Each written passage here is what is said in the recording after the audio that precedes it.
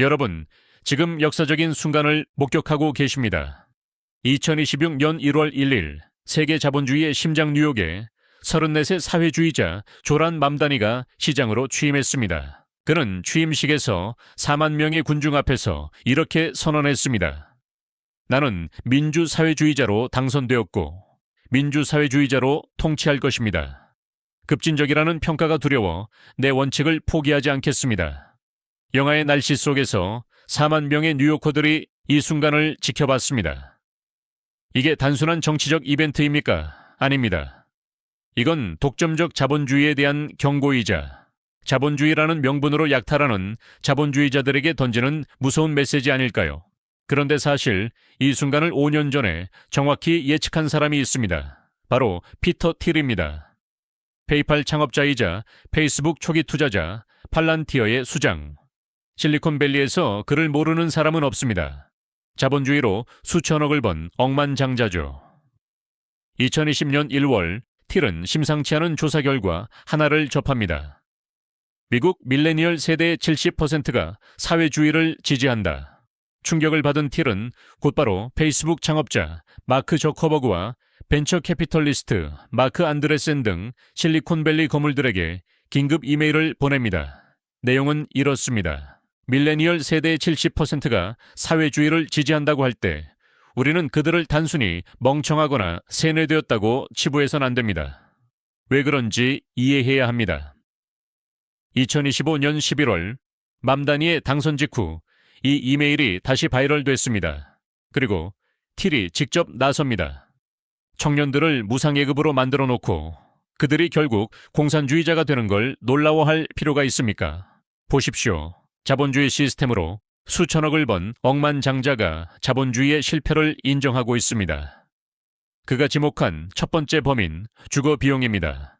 맨해튼 원룸 월세 평균 $4,000, 연봉 $6만 달러를 받는 청년이 세후 월급의 80%를 집세로 토해냅니다.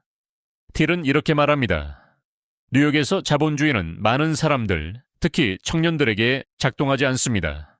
두 번째 범인, 혁신의 정체입니다.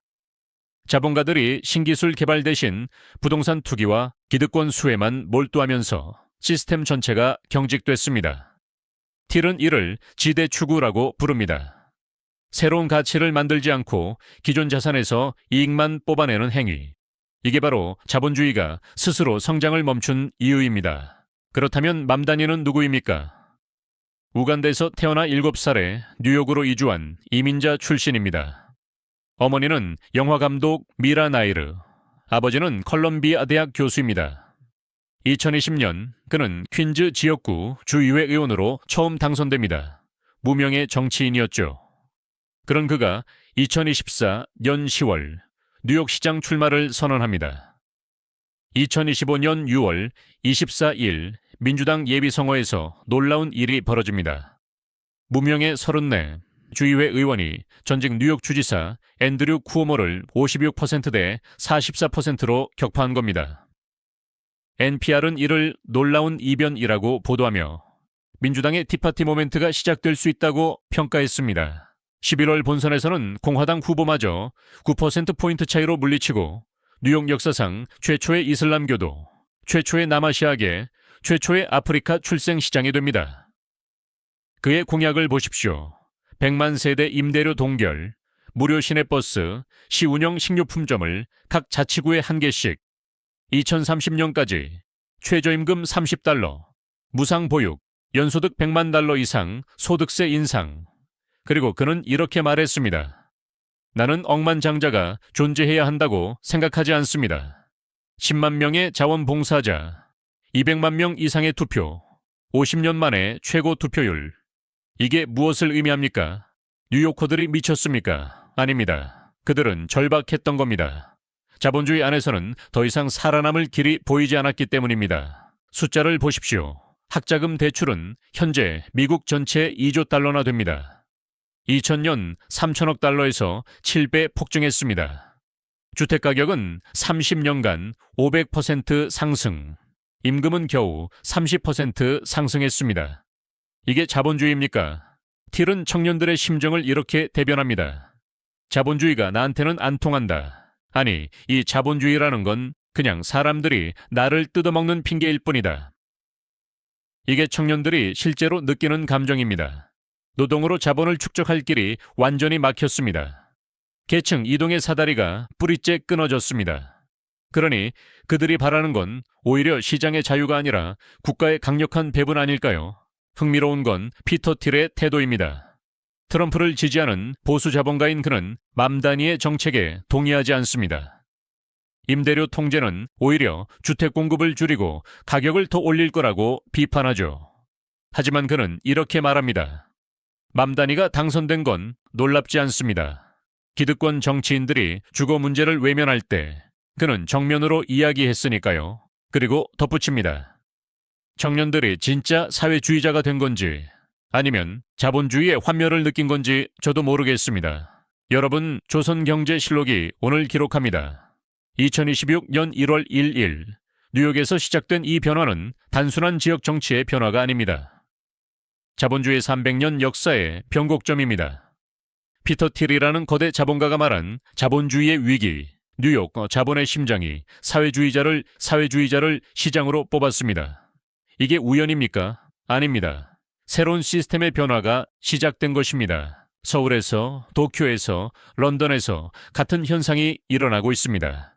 열심히 일하면 보상받는다는 자본주의의 핵심 약속이 완전히 깨졌기 때문입니다. 틸이 2020년에 경고했던 그 지점, 맘 단위가 2025년에 파고든 그 빈틈을 먼저 읽고 준비하십시오.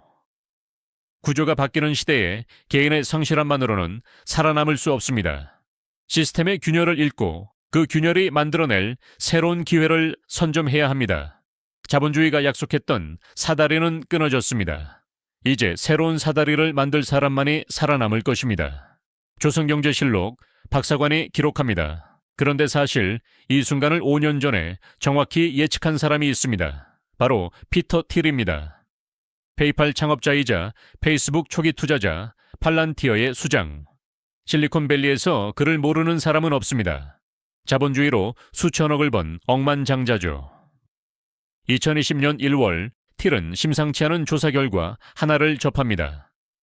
미국 밀레니얼 세대의 70%가 사회주의를 지지한다.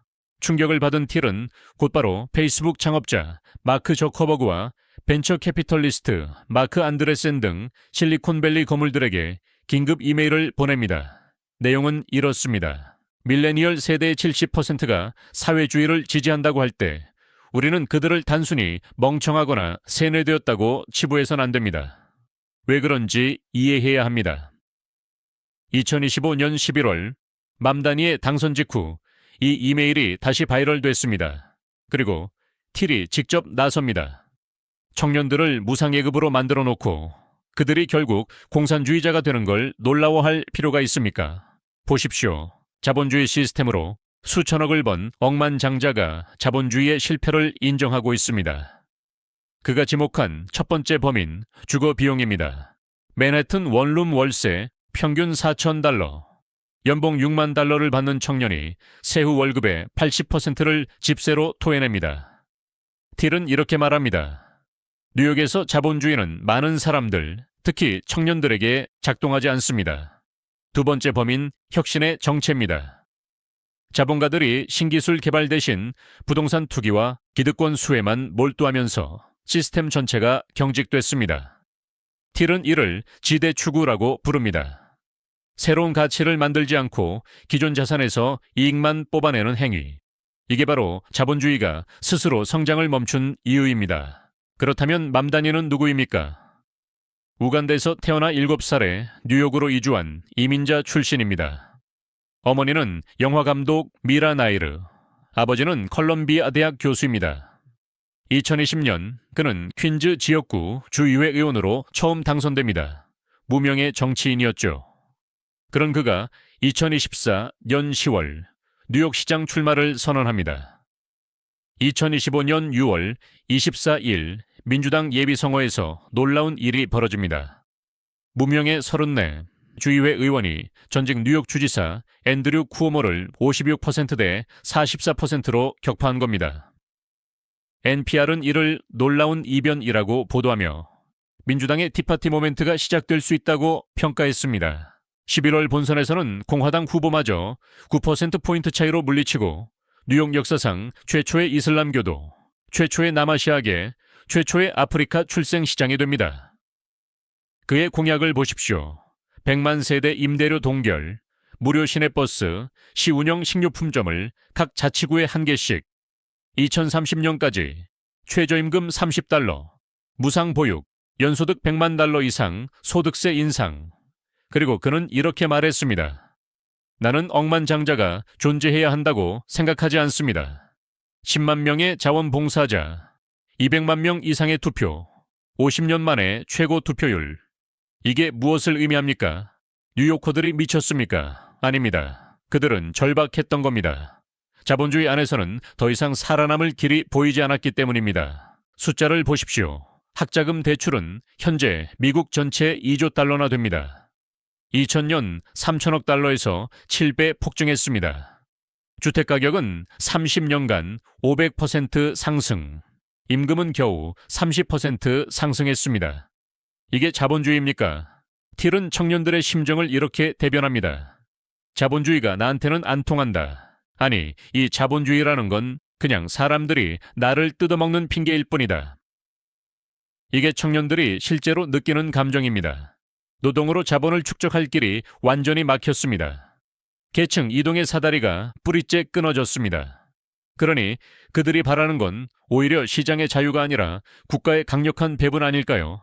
흥미로운 건 피터 틸의 태도입니다. 트럼프를 지지하는 보수 자본가인 그는 맘 단위의 정책에 동의하지 않습니다. 임대료 통제는 오히려 주택 공급을 줄이고 가격을 더 올릴 거라고 비판하죠. 하지만 그는 이렇게 말합니다. 맘 단위가 당선된 건 놀랍지 않습니다. 기득권 정치인들이 주거 문제를 외면할 때 그는 정면으로 이야기했으니까요. 그리고 덧붙입니다. 청년들이 진짜 사회주의자가 된 건지 아니면 자본주의의 환멸을 느낀 건지 저도 모르겠습니다. 여러분, 조선경제실록이 오늘 기록합니다. 2026년 1월 1일 뉴욕에서 시작된 이 변화는 단순한 지역 정치의 변화가 아닙니다. 자본주의 300년 역사의 변곡점입니다. 피터 틸이라는 거대 자본가가 말한 자본주의의 위기, 뉴욕 자본의 심장이 사회주의자를 시장으로 뽑았습니다. 이게 우연입니까? 아닙니다. 새로운 시스템의 변화가 시작된 것입니다. 서울에서, 도쿄에서, 런던에서 같은 현상이 일어나고 있습니다. 열심히 일하면 보상받는다는 자본주의의 핵심 약속이 완전히 깨졌기 때문입니다. 틸이 2020년에 경고했던 그 지점, 맘 단위가 2025년에 파고든 그 빈틈을 먼저 읽고 준비하십시오. 구조가 바뀌는 시대에 개인의 성실함만으로는 살아남을 수 없습니다. 시스템의 균열을 읽고 그 균열이 만들어낼 새로운 기회를 선점해야 합니다. 자본주의가 약속했던 사다리는 끊어졌습니다. 이제 새로운 사다리를 만들 사람만이 살아남을 것입니다. 조선경제실록 박사관이 기록합니다.